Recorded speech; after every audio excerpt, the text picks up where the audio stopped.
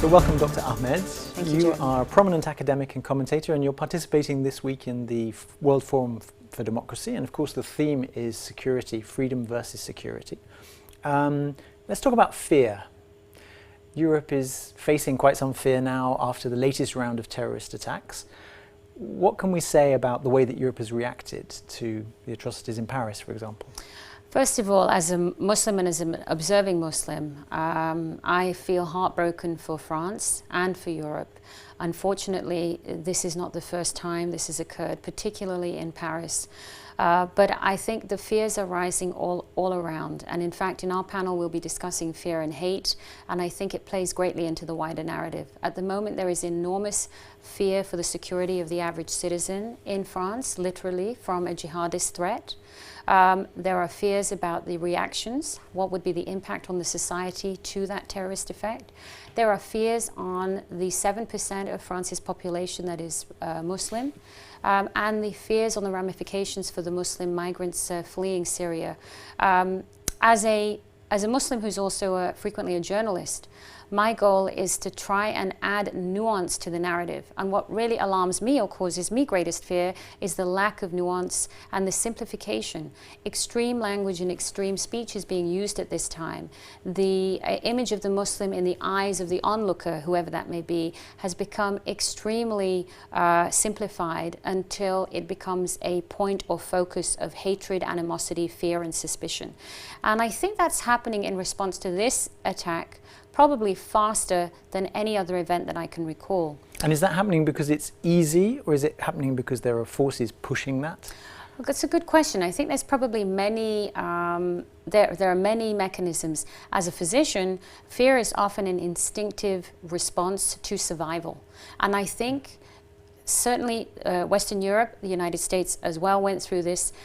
The actual essence of our liberal secular democracy is threatened when there is a jihadist attack of the nature that we have just seen in Paris. And so governments, military commanders, policymakers are human beings too, and I'm certain are reacting with the fear of, God forbid there be another attack like this, how to prevent it, how to stop it, how to preserve life. That I understand. But I think also in the years leading up to this, there's been a decay in the discussion pertaining to the issues.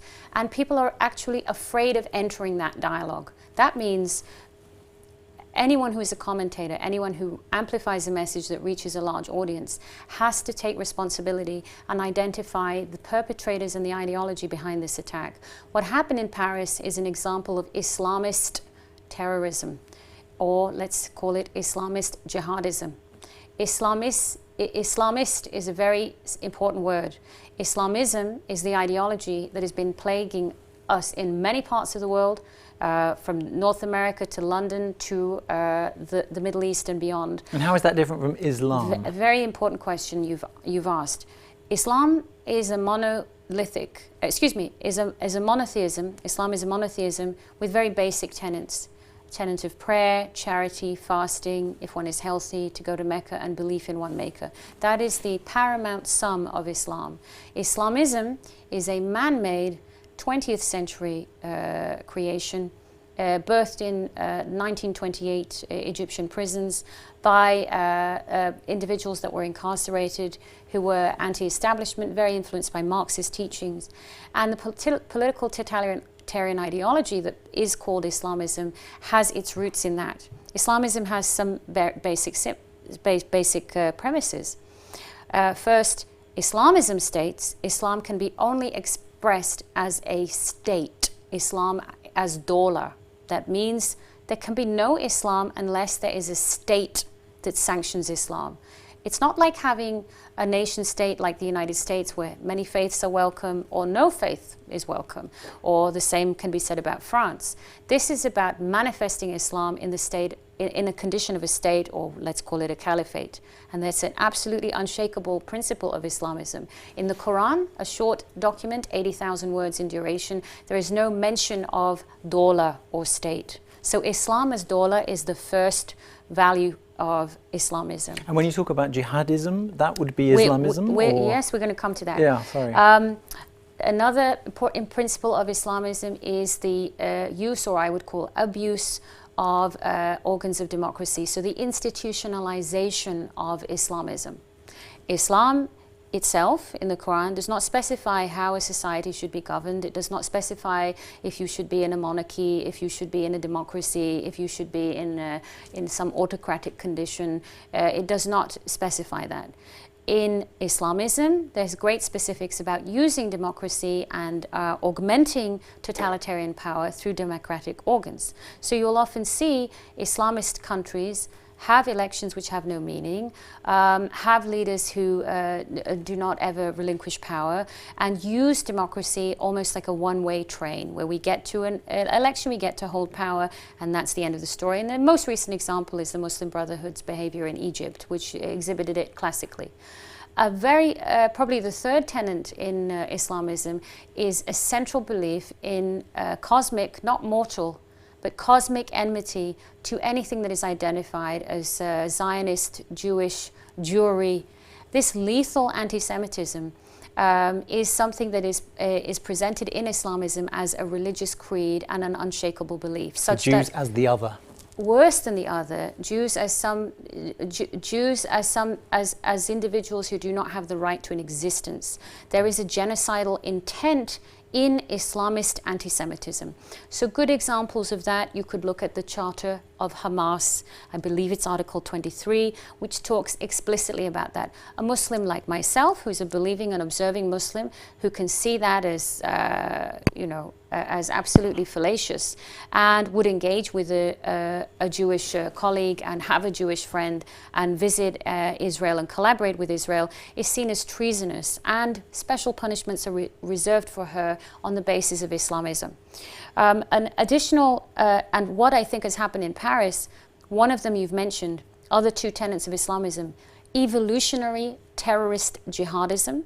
It takes the jihad that is indeed in the Quran, that is indeed part of Islam, and evolves it into diabolical terrorism the way we've seen it. And that is driven because Islamists have an intense conflict about purity and authenticity. So the Islamist claims to represent purity, claims to represent authenticity, and its opponent that represents debauchery, that represents fallacy, is the secular object. So what happened in Paris was an evolutionary terrorist jihadist attack on a secular society, not only because President Hollande was part of a coalition and is part of a coalition combating ISIS, but also because France represents the essence and the beginning of La République, of secular liberal democratic values. This France exhibits in such clarity your ability to have any faith, the role of state completely external to faith, so faith does not become an arbiter in government, is anathema to Islamism, and this is part of its target. So when we look at the tenets and principles of Islamism very, very closely, they diverge so far from Islam that it actually has no resonance with the spirit of Islam. This brings us to one of the major fears. It's certainly something I've noticed in my journalism, and I've noticed in personal circles as well, and I've noticed in circles including Muslims and non-Muslims. There is a tremendous fear to even enter into this discussion. When we see these events that have happened in Paris, Muslims rightly say, these jihadists do not represent my Islam. This jihadism is nothing to do with Islam. Islam is a religion of peace. And many of our American leaders will say the same thing, and Prime Minister Cameron will say the same thing. That is true to a point, meaning the jihadists that acted in Paris don't have any representation of my belief. Not in my name. However, Islamism absolutely emerged from within Islam. There's no question about that, and I say that to you as a believing Muslim. Islamism is, to paraphrase an Iranian expression, the viper that we have nurtured in our bosom. Every Islamist is Muslim. Most Muslims are not Islamists. Now that's a very difficult conversation to have on cable television. People really don't want to know that. It's much easier to just loathe the entire Muslim community, which is 1 in 5 human beings on the planet. So that's one discussion that people are afraid to have. And I think there is denial on both ways. I see that when the attacks happened in Paris, there were statements from the King of Jordan, there were statements from the King of Saudi Arabia, there were statements from the President of Egypt. They communicated directly with the leader of France, perfectly appropriate. But there is not, apart from the President of Egypt, President Sisi, no Muslim leader, to my knowledge, has taken on the fact that Islamism is rooted and has its foundation in an abuse and perversion of Islam. It is not coming from the ether. If there was no Islam, there could be no Islamism. What do I mean by that? Islamism takes metaphors, language, images, extracts of the Quran from my faith and turns it into explicit political totalitarianism. Why is it totalitarianism? It seeks to de-self the individual, like all totalitarianisms. It seeks to take away yours and my religious freedom, yours and my right to expression, let's say freedom of expression through implementing blasphemy laws, the rights to all the privileges of liberal democracy. This is totalitarianism, but we must admit that it has emerged from Muslims and is emerged from inside Islam, but it is a new movement. It is not a religion. The reason Islamists want it to be seen as a religion, some are deluded enough to believe it's a religion, I could allow that. But if we see it as a religion in the modern world, it is privileged with all kinds of protections, as all of us in liberal democracies would not defame another's religion. There are special protections afforded to that. That kind of hesitancy really benefits the Islamists. Thank you so much for clarifying the inconsistencies and the lack of comprehension in basic terminology. And I'd like to turn now a little bit to the way that the non-Muslim world looks at the Muslim world and looks at phenomena which, as you rightly say, are rooted in origins that have a relationship to the Muslim world. Let's talk about the way the world media have covered the terrorist attacks in Paris. Yes. Is it actually feasible? Is it morally acceptable that we have such an explosion of coverage about one event in one country outside the Muslim world, when at the same time you have millions, well, millions is perhaps an exaggeration, but many Muslims themselves victims of Islamism, being killed on almost a daily basis, whether it's Nigeria, whether it's Pakistan, whether it's Afghanistan? So, Jeremy, that's a terrific question.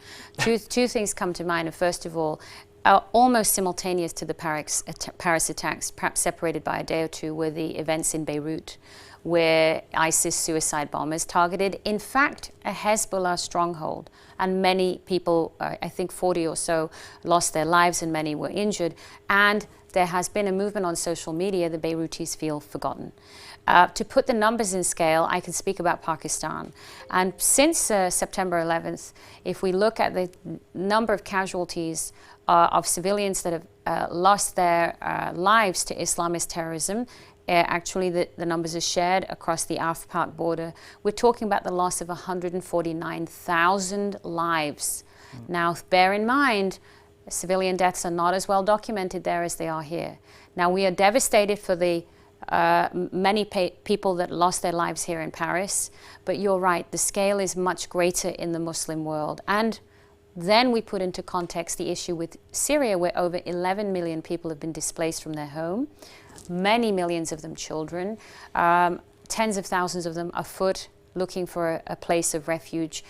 So the scale of the media is fascinating, because yesterday I was in the Place de la République doing an interview for an American network, and I could not conceive of the media circus. It's certainly something I've never seen in terms of the global media descending on there. I think some of it is the media actually has an intrinsic fascination with this issue. It's almost like the media, like ordinary human beings, has become mesmerized with the horror. And we know that media amplification of events has a huge effect. That is actually why September 11th reverberated to such a great degree. We lost over 2,900 people in that day in New York City. But it was also one of the first media events that individuals recorded with early digital cameras. So the reverberation of images was colossal. I think the media covers stories that it feels relevant, and there is a degree, it is not a criticism, it's an observation. And I can count myself as somebody who is European and also about to become American. But there is something called narcissistic compassion, which has been written about by scholars. And I first came across this term in terms of narcissistic compassion after reading some essays to do with September 11th. When we see people who look like us devastated, targeted, murdered, maimed, we feel this in our soul. We can identify with them. Yes. When we see, which we actually don't even see the images of, let's say, 142 children murdered in Peshawar, most of the children of military officers who've been fighting the Taliban in Pakistan, officers that I've actually traveled with to that region and met with Taliban operatives, we don't feel that resonance. So I think the reflection of the media descending on Paris is a reflection of our own narcissistic compassion, of which I am also guilty, even though I can identify with other groups. And that probably is why, and that dissonance covering Paris, not covering Beirut, is another resentment that could be destructive. One of the things that the media have been pretty good in covering is, of course, the arrival of refugees from Syria in Europe, in the European Union particularly. Our Secretary General said yesterday that he was afraid that migrants to Europe would be blamed for the terrorist attacks. Is that a phenomenon that we're seeing? Is that a use? Are politicians, are media and public commentators actually making that link between refugees and terrorists? I can only speak for what I've seen in the United States. I just arrived to France 24 hours ago. So in the United States, actually, there has been, even though that was a nation birthed on migration, migrants who were fleeing what they perceived to be religious persecution, that is how America came into being. There has been an incredible animus about immigration for many years, beginning with the entry of individuals from Mexico and Central America into the United States without documents. So that has been part of the discussion for a long time. As the Syrians began to migrate, this rhetoric really escalated and is now a major part of the presidential campaigning in the United States.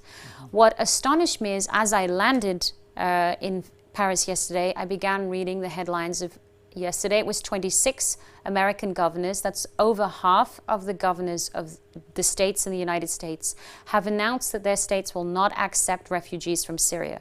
Bear in mind, I mentioned 11 million people are displaced from Syria.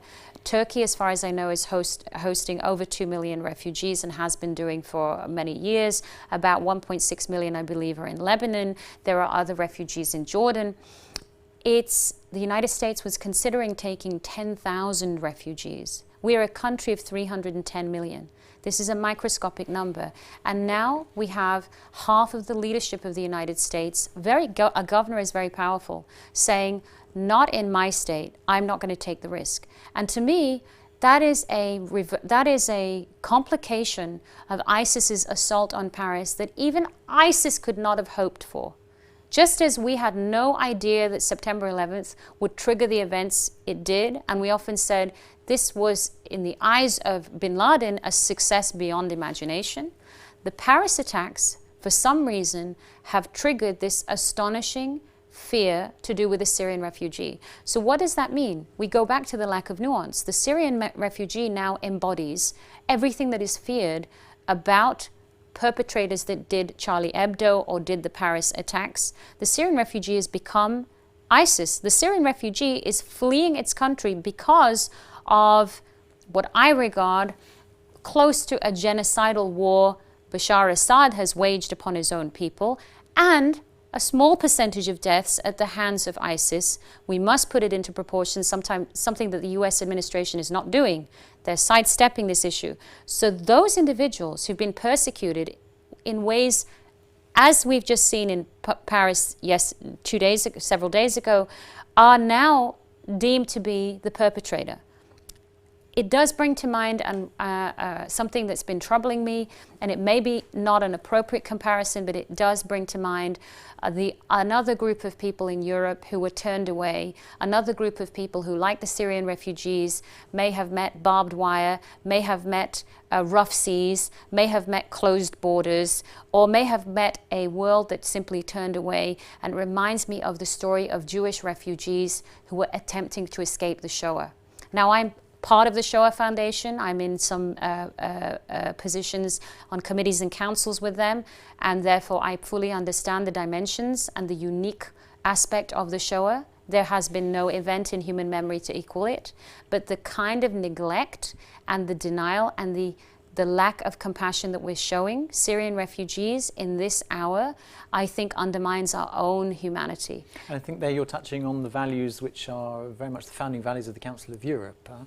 I'm interested to know now, if I can move on a little bit, to talk about the response following the terrorist attacks, and the fact that this is now being portrayed as an attempt to defend the values of Europe, to defend the values of civilization against non-civilization. I think it's been framed too. Really? What do you think about that? So I haven't heard about this perhaps at this stage. Are you meaning that the Syrian refugees could bring with them? No, I'm talking more about the terrorist attacks in Paris and the fact that the French military have launched essentially a war. President Hollande has announced a war against. I noticed that you say ISIL and not Daesh. But Daesh means ISIS. I mean, I think the abbreviation in Arabic means ISIS, and also this now obsession with saying Daesh is another example of our fear. Right. And I know the argument, President Obama uses the argument a lot, we don't want to use the word ISIS, we don't want to call it an Islamic State, but I think that's neither here nor there. They call themselves Islamic State, we'll label that, and we have enough wherewithal that we can differentiate its values.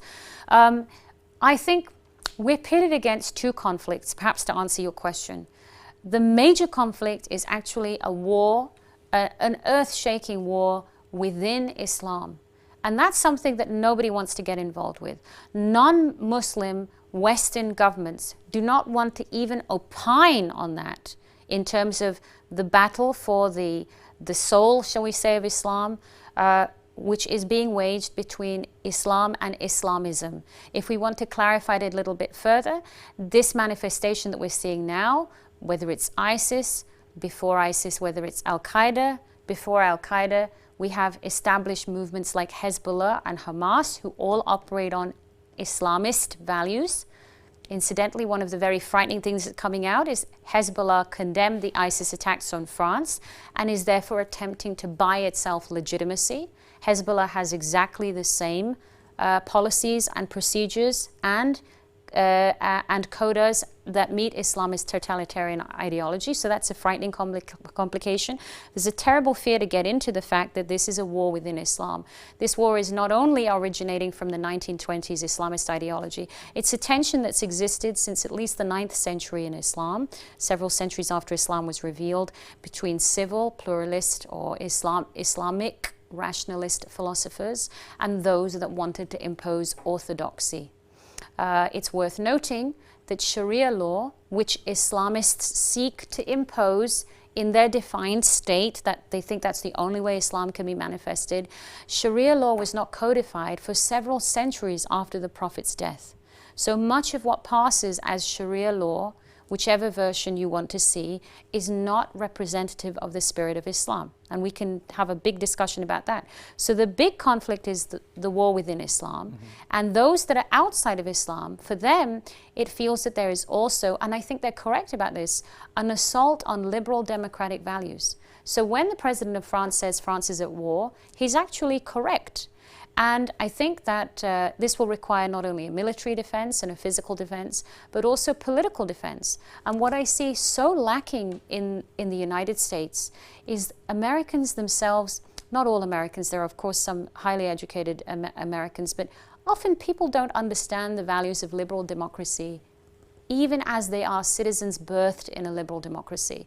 The best way I understand, and I may have been guilty of the same. I was born in Britain into a liberal democracy and enjoyed all the privileges. I never understood the value of democracy until I lived in Saudi Arabia without a democracy. And I feel unless you're in a society where there was no basis for democracy, you truly can't understand its values. So we have a war inside Islam and we have a conflict. I wouldn't call it a clash of civilizations, which is how Samuel Huntington put it many years ago, because I don't see Islamism as a civilization. Did we see Nazism as a civilization? Do we see communism as a civilization? No, we see them as political ideologies that we can discuss in political science. They may have attempted to make civilizations and failed dismally, but I don't see this as a civilization. And I think once we extract, if we use nuance, we can do some very good things. We can take religion out of the argument, even though this is emerging from within a population of a massive faith. But when we take religion out of it, it's not so frightening to talk about Nazism. It's not so frightening to talk about communism. Everybody that is in a liberal democracy would understand what that is and impugn no one for talking about it. And Islamism should be treated with exactly the same nonchalance and exactly the same cool eye.